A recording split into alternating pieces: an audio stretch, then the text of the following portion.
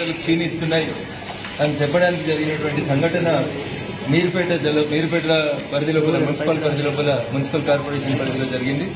బాధాకరమైనటువంటి విషయం.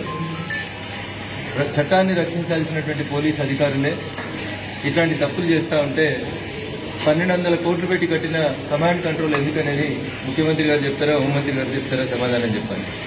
ముఖ్యమంత్రి కార్యాలయంలో ఒక సీనియర్ ఐఏఎస్ అధికారిని ఉంటుంది. పక్క రాష్ట్రాల్లో ఏదైనా సంఘటన జరిగితే తొందరగా ట్విట్టర్లో ట్వీట్ చేస్తూ ఉంటుంది.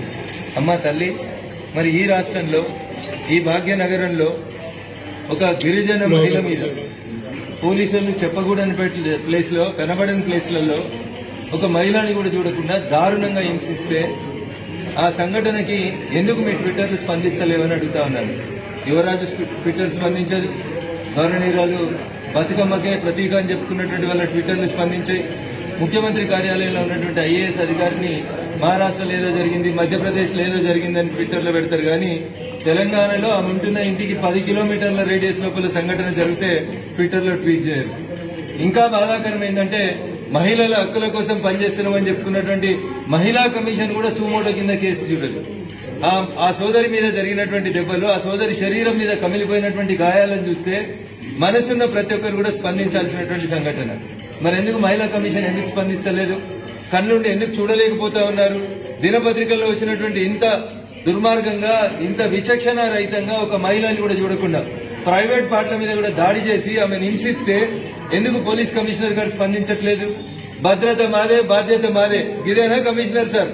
భద్రత మాదే, బాధ్యత మాదే అంటే మహిళలు రోడ్ల మీద తిరిగితే దుర్మార్గంగా కొట్టడమే భద్రత మీది, బాధ్యత మీద. ఎందుకు మౌనంగా ఉంటా ఉన్నారు? కవిత గారు ఎందుకు స్పందించారు?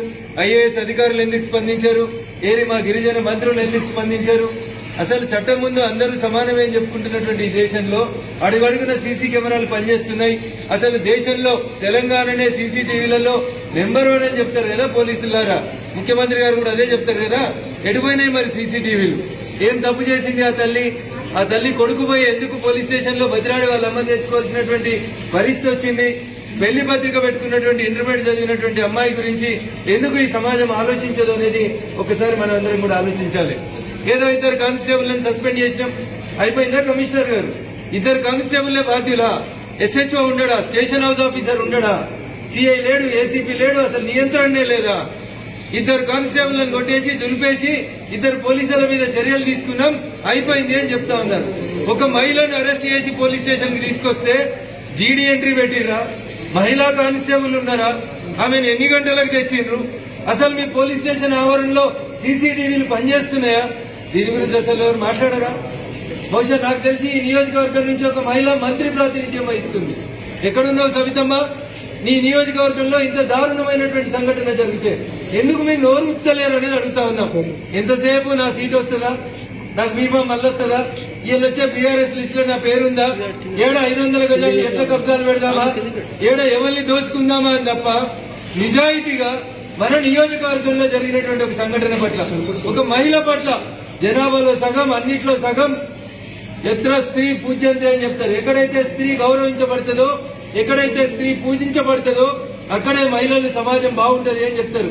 అయ్యా ముఖ్యమంత్రి గారు, మీ మహిళా మంత్రులు ప్రాతినిధ్యం వహిస్తున్న నియోజకవర్గాల్లో జరిగినటువంటి సంఘటన పట్ల మీరు స్పందించినట్లయితే, మేమిచ్చిన కంప్లైంట్ మీద సరైనటువంటి రీతిలో చర్యలు తీసుకోకపోతే ఖచ్చితంగా మానవ హక్కుల కమిషన్ ని, మహిళా చైర్మన్ గారిని, ఈ 2 స్పందించాలని నేను విజ్ఞప్తి చేస్తా ఉన్నాను.